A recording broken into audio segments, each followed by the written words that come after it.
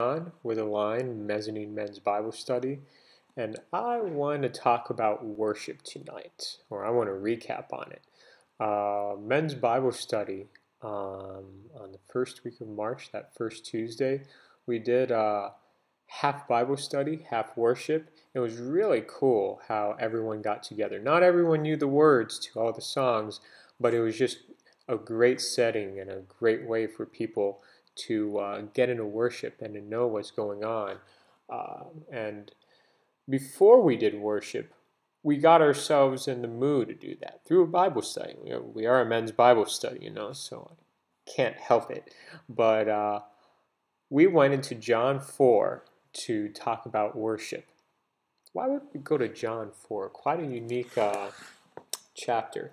Well, there, just as a brief recap, Jesus talks to the woman at the well, specifically a Samaritan woman. And he asks her for a drink, and she was shocked. And this is basically an end for Jesus to talk to the Samaritan woman and eventually get to the village about Jesus being the well of life, the water of life, full of water that's everlasting, that gives everlasting life, not like the well water that he was asking water from. He just said, "Oh, I want a cup from the well," and she's like, "Well, we don't really have that much." "Well, I have a lot of water, and my water is everlasting." So when you think about worship in that sense, we're wells of, I guess, everlasting water. The Holy Spirit's in us. We have a piece of God in us. We well up with that everlasting water. And in worship, we well up for God. We just spew out everlasting water. And as we keep spewing out, God returns that by filling us up with that. But at the same time, Jesus makes a point, not only just talking about being the everlasting water and offering it, and then through him we become that as disciples of Christ, having the Holy Spirit. But Jesus says in verse 21 of John 4, "Believe me, woman, a time is coming when you will worship the Father neither on this mountain nor in Jerusalem, because she said, 'Our fathers worshipped on this mountain, but you Jews claim that the place where we must worship is in Jerusalem.'" So here she talks about physical locations of where worship needs to be done. Jesus said, there's going to be a time coming where this mountain or Jerusalem won't matter. You Samaritans worship what you do not know. We worship what we do know, we being the Jews, for salvation is from the Jews. Yet a time is coming and has now come when the true worshippers will worship the Father in spirit and truth, for they are the kind of worshippers the Father seeks. God is spirit, and his worshippers must worship in spirit and in truth.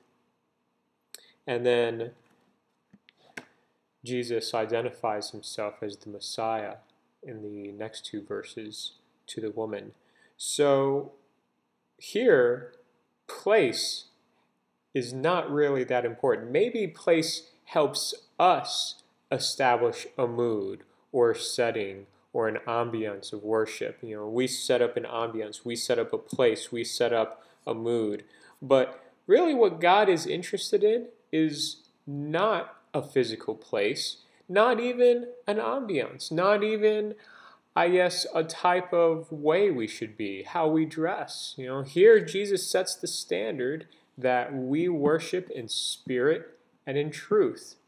God, the Father, is looking for content and for deepness of content and for truthful content. He wants the worship to be from our hearts. So really, worship is not based around a mountain, a church building, or a temple, or a monastery.